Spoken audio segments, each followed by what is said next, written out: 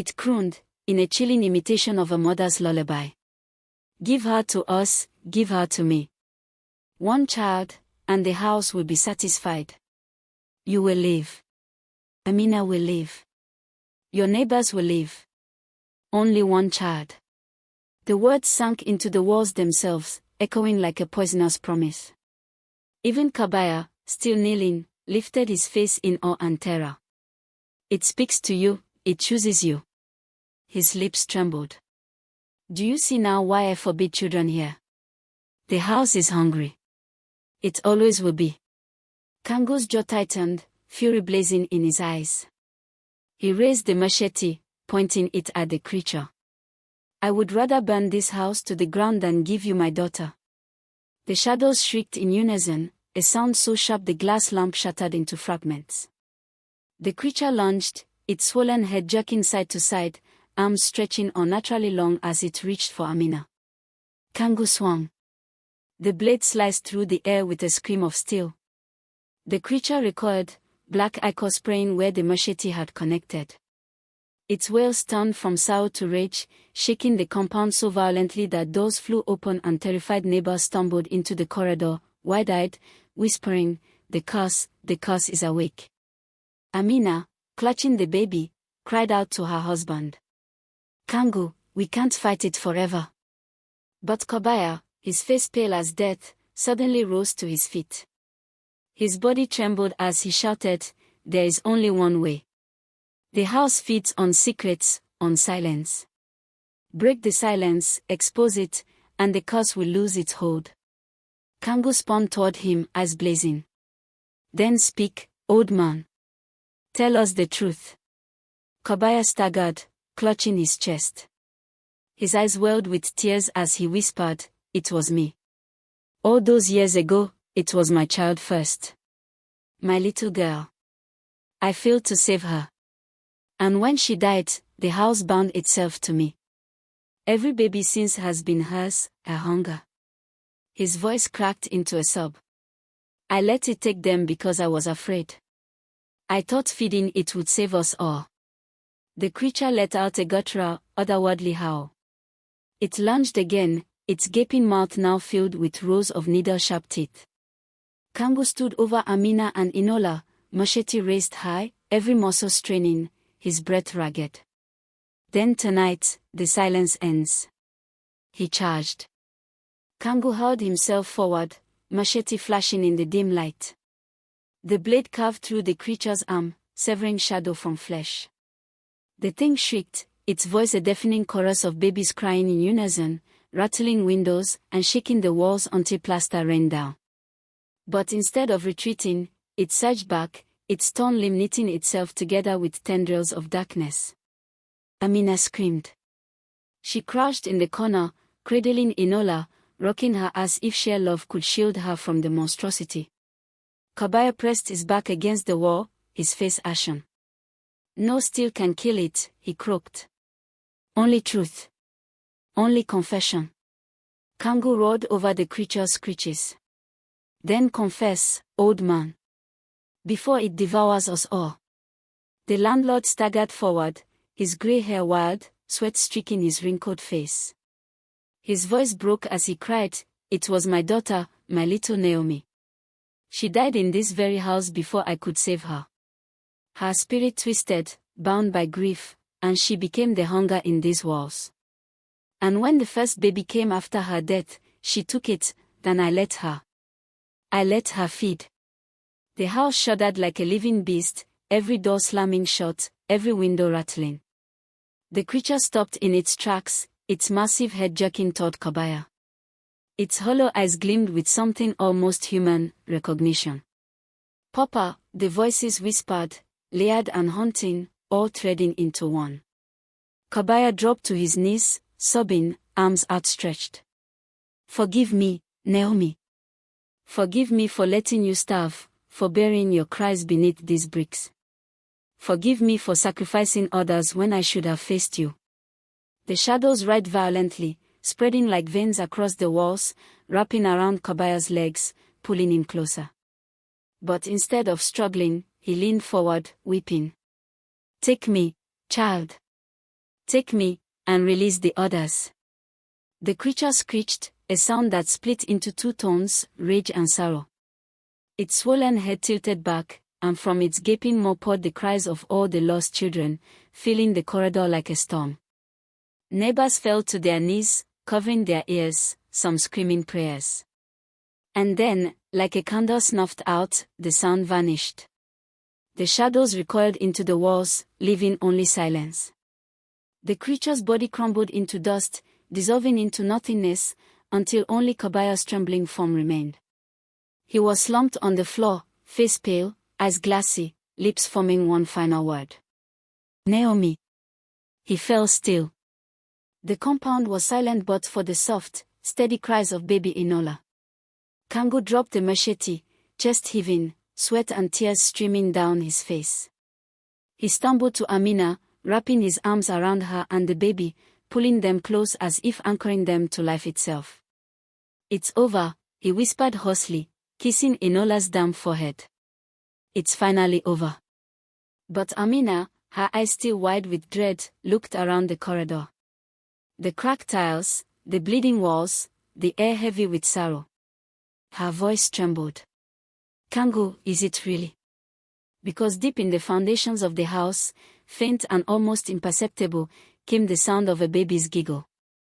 The morning sun rose sluggishly over Kinshasa, staining the compound in muted orange light. Neighbors tiptoed through the yard, whispering about the night's terror. Some swore they saw Kabaya's ghost still pacing the corridor, others claimed his spirit had been dragged down beneath the cement by Naomi's cries. But no one dared enter his flat. Kango and Amina, drained and hollow-eyed, sat in their room with baby Enola between them. The walls felt thinner than ever, as if one breath too loud might awaken something best left sleeping. Amina rocked the child with trembling arms, humming a broken lullaby while her eyes darted at every creak of the ceiling. "We must leave today," Kango muttered, voice rough from shouting and fear. His gaze was fixed on the keys Kabaya had dropped before he died, still lying cold on the cracked floor. "No matter where we go, even if it is the streets, we cannot stay another night here." Amina nodded, though her lips quivered. "But the neighbors, what of them? They saw everything. Will they not think we brought this curse?" "They already fear us," Kango said bitterly. "Better to carry our shame outside than wait for another child's cry to wake this house again." As if on cue, a sound floated through the compound, light, playful, and chilling. The faint giggle of a baby, bouncing between the walls. Neighbors froze in place, clutching rosaries, muttering prayers. Amina's blood ran cold. She looked down at Enola, fast asleep in her arms. The laugh had not come from her daughter. Kango sprang up, machete still sleek with dried shadow in his hand. He scanned the corridor, his breath shallow. From Kabaya's abandoned flat, the door creaked slowly open on its own. The smell of damp earth and ashes seeped out. "Naomi," Amina whispered, clutching the baby tighter. A shadow passed briefly across the open doorway, small and fragile, the outline of a little girl. For the first time, the voice that followed was clear, not a chorus, not distorted cries, but a single child's voice, soft and heartbroken. "Don't leave me, Papa." The door slammed shut with a thunderclap, rattling every window in the compound. Silence returned, heavier than before. Kango's chest tightened as he stared at the closed door. He wanted to run, to flee with his family and never look back, yet something inside him whispered that this house, this curse, was not finished with them. He turned to Amina, who was pale as chalk. She whispered what he dared not say aloud. "Kango, what if Naomi has not gone? What if she chose another father?" And in that moment, Enola stirred in Amina's arms, her tiny lips curling into a smile, yet the sound that escaped her mouth was not the soft gurgle of a newborn. It was the giggle they had heard in the night. Enola's giggle echoed again, sharp and unnatural, bouncing off the walls like the chime of a broken bell. Amina's arms stiffened, she nearly dropped the child but clutched her tighter, her heartbeat drumming wildly against her ribs. "No," she whispered, shaking her head as tears welled. It cannot be. She is only a baby. But Kango heard it too. That laugh was not his daughter's, it was Naomi's, playful and accusing, layered with the hunger of something unfinished. His knuckles whitened around the machete as a thought stabbed his mind. What if the curse had passed into Enola?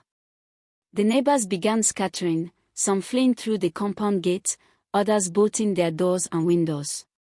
Their murmurs rose like wind in a storm. The spirit has chosen, the spirit has chosen. Amina rocked Enola desperately, whispering lullabies through sobs. Yet every time the baby stirred, her lips curved into that same chilling smile. The room grew colder, the shadows stretching long fingers across the cracked floor. Suddenly, a loud thud shook Kobaya's flat. The locked door rattled violently, then fell silent. Kango's skin prickled as he stared at it. Slowly, a faint scratching began, like small fingernails dragging against wood. Then, Naomi's voice again, clearer this time, echoing from behind the door and from Enola's tiny mouth at once. "Papa, you promised you'd never leave me." Amina screamed and clutched the child to her chest, staggering back until she hit the wall. Her eyes locked on Kango's, wide and pleading. "Kango," she cried. "Tell me this is not our daughter, tell me this is not happening." Kango's jaw clenched. Sweat dripped down his temple. His instincts screamed for him to run, to flee with his family and never look back, but he also knew curses clung to blood, not walls.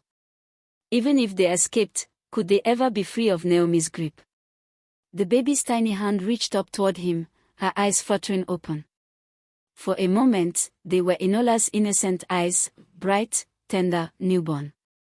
But then, just for a blink, they shifted into something else, dark, hollow, and ancient, staring straight into his soul. The machete trembled in his grasp. He had to decide, protect his daughter at all costs, or face the possibility that the spirit inside her was no longer his child. And outside, the compound gate slammed shut on its own, as if locking them all inside. The silence that followed was heavy, so thick it pressed against their lungs. Then, the scratching on the door grew louder, faster, more insistent, like 100 tiny claws clawing their way inside.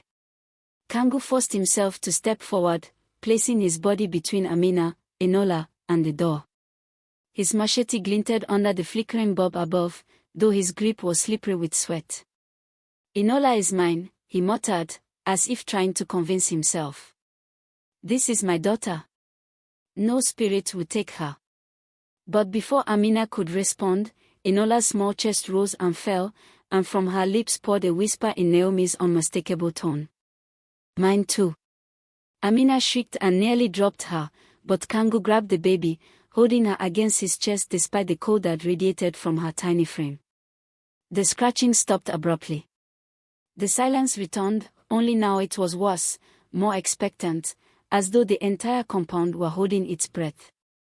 Then the door swung open on its own. No wind, no touch. It simply creaked back, revealing the hallway beyond. Darkness poured there, thick and unnatural, like tar spilling into the room. And from that void, two pale hands emerged, hands far too long for a human body, fingers bent at impossible angles. Amina collapsed against the wall, her voice breaking. "Kango, it's her, it's Naomi. She's come for the child." The baby stirred, giggled, and reached her hands toward the figure in the doorway. "No!" Kango roared, tightening his grip. His heart thundered in his ears.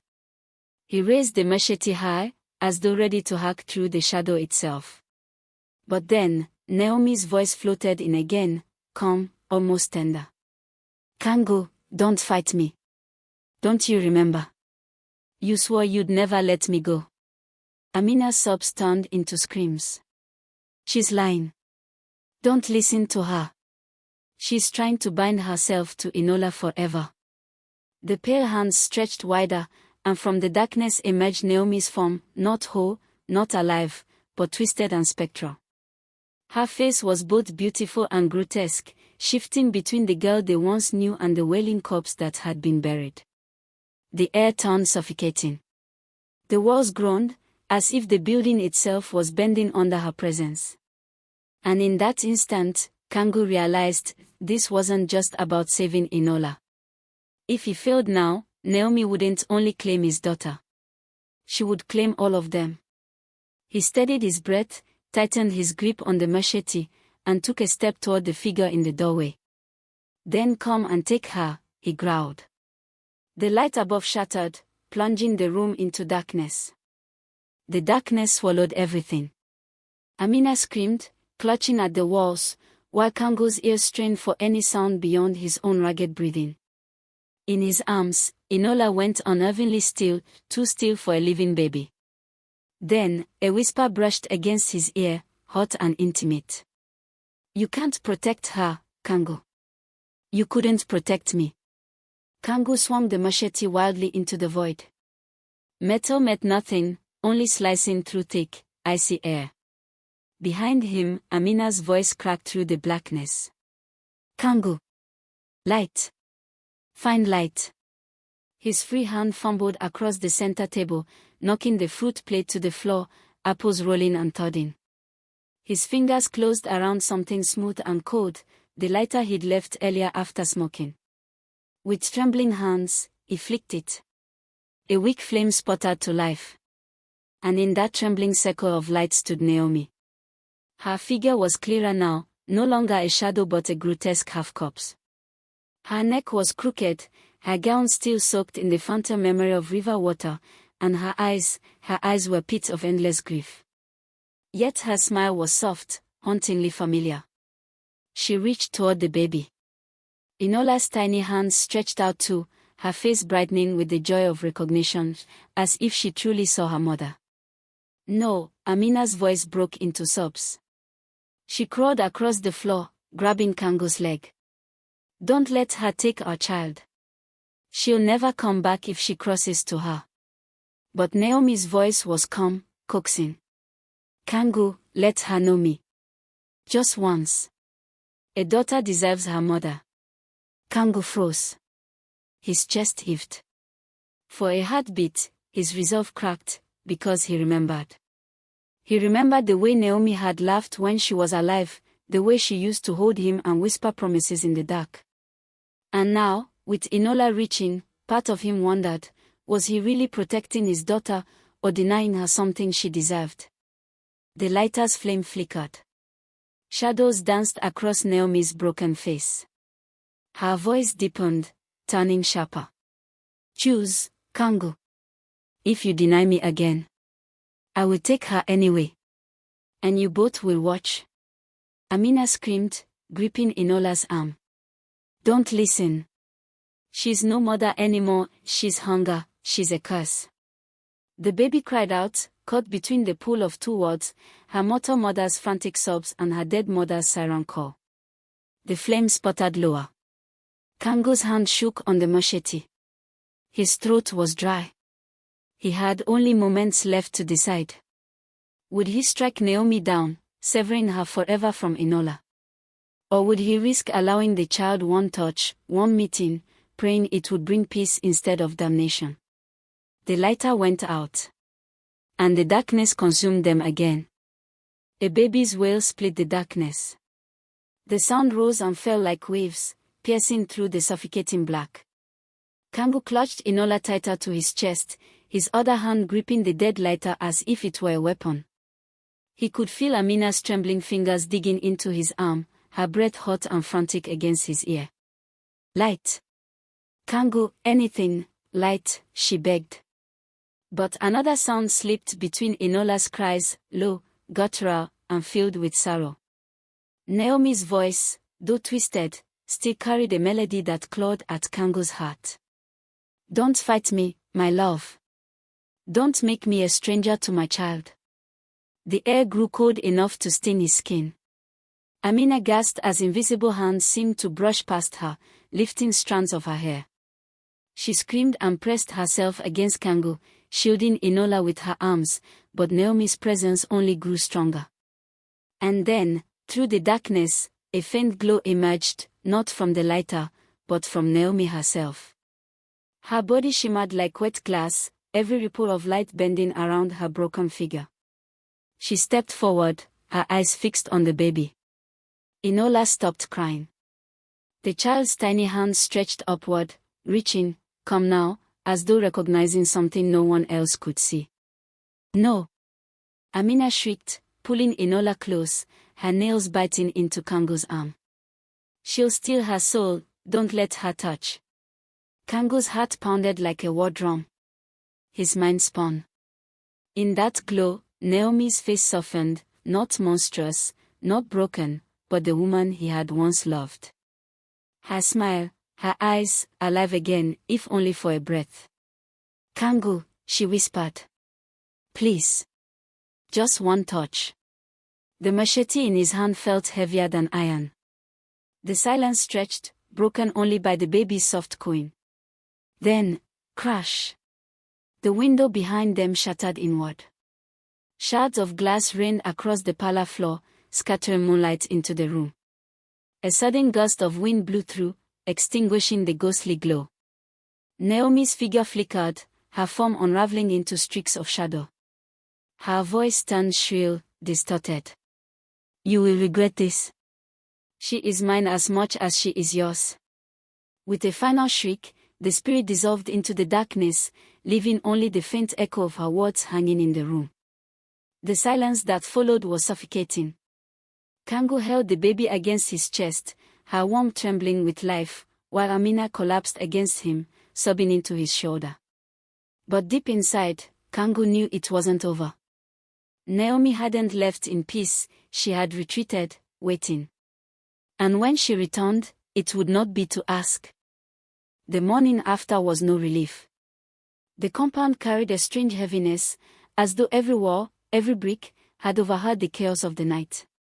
Neighbors who usually rose before dawn to fetch water lingered at their doors, whispering in low tones. Jonas, the taxi driver, stood by his old Pusho, eyes darting toward Kango's flat before shaking his head grimly.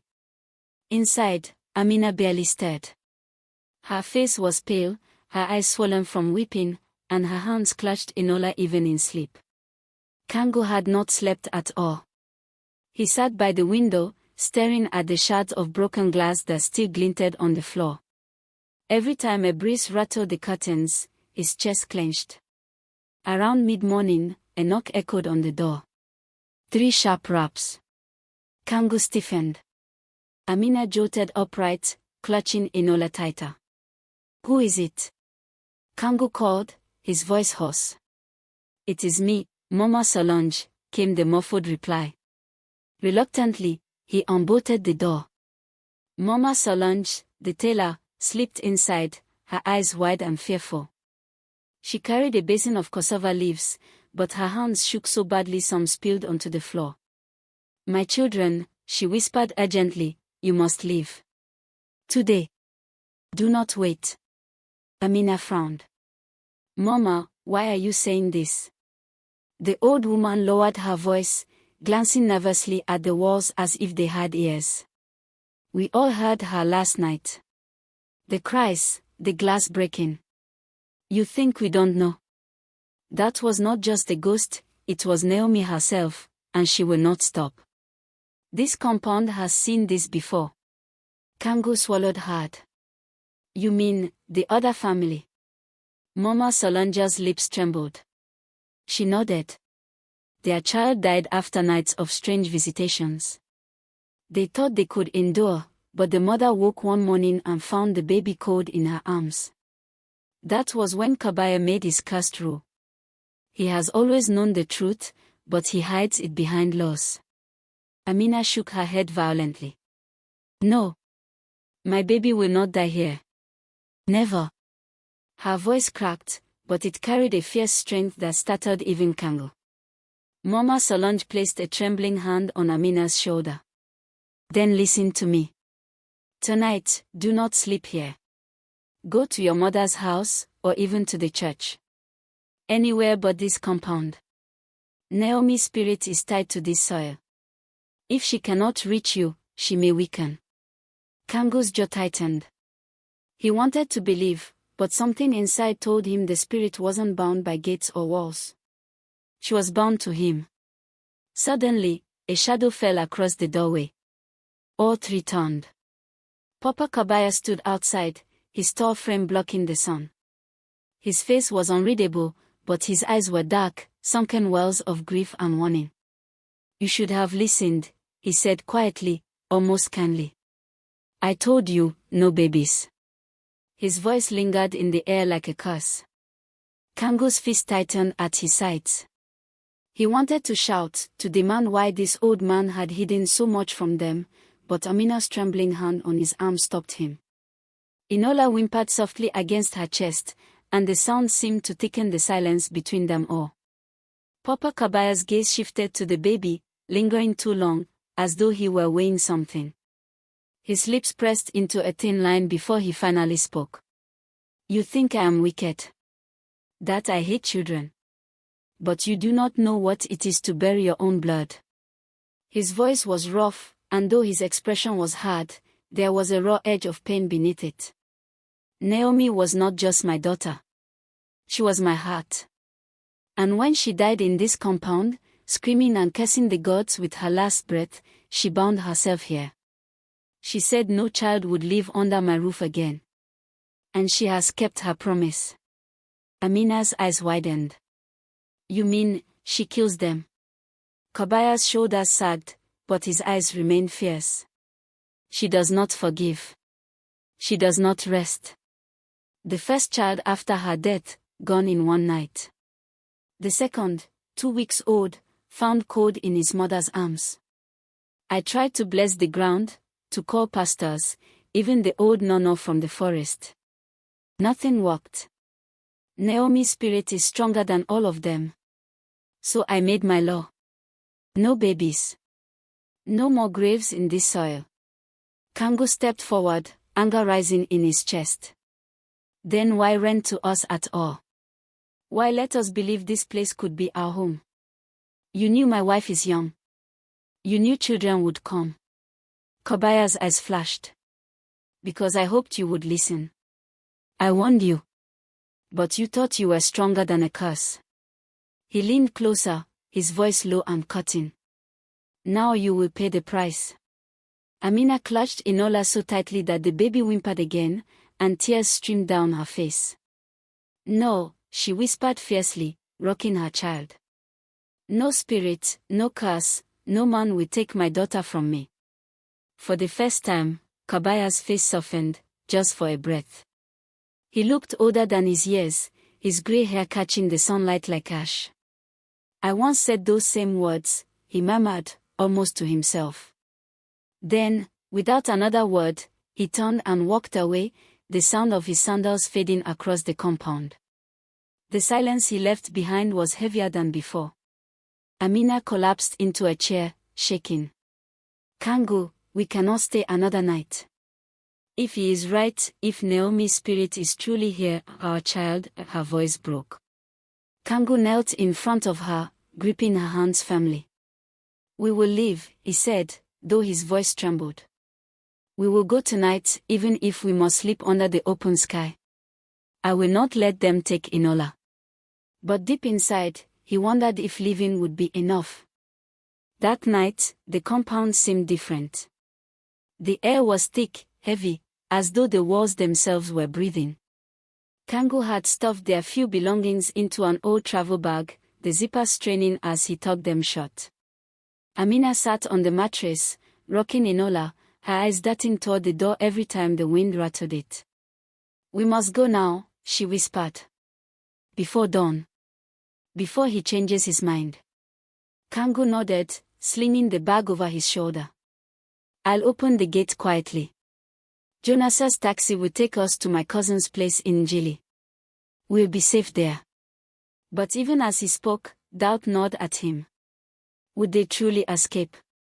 Or was Naomi's spirit already wrapped around them, waiting? They stepped out into the courtyard. The night was humid, the moon hidden behind clouds. The compound, usually alive with neighbors' chatter, was eerily still. Not a single lamp flickered in the windows. It was as though everyone had gone, leaving only silence behind. Amina tightened her grip on the baby and whispered, "Where is everyone?" Then came the sound.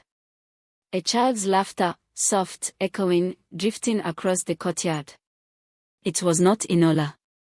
It was not any child they knew. The laugh was playful, but underneath it, there was a sharpness, like broken glass.